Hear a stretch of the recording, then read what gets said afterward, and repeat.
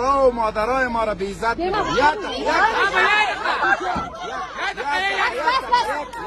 نفر که بسید یک نفر بچه های ما را میکشتن به هزارها. یک دقیقه به هزارها خانه ها را ویران کردن. شما کجا بوده؟ یک دقیقه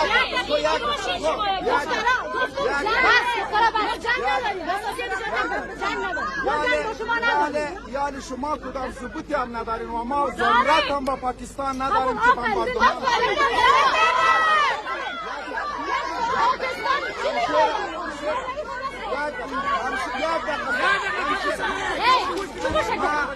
ما برای شما میگم یک کاری موی شما را به همه پاکستان نمیته.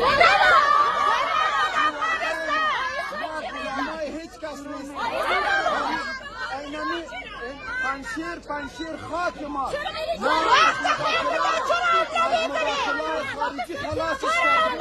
از دندقه آزادش کردیم.